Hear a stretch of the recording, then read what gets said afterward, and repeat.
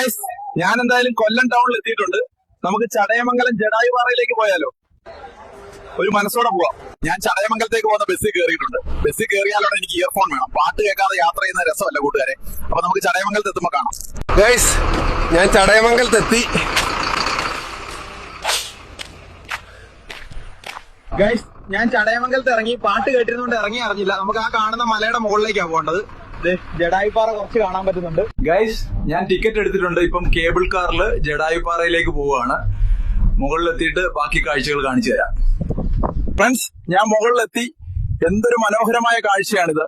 നിങ്ങൾ ഒരിക്കലെങ്കിലും ഇവിടെ വരണം. ഇതൊരു കാഴ്ച തന്നെയാണ്. ഞാനിപ്പോൾ ജടായുപ്പാറയുടെ മുകളിലാണ്. ഇവിടെ എല്ലാം കറങ്ങി നടക്കുകയാണ് ഞാൻ. ഇവിടെ ജടായുപ്പാറയിൽ നല്ല ചൂടുണ്ട്. ഞാൻ ക്ഷീണിതനാണ്.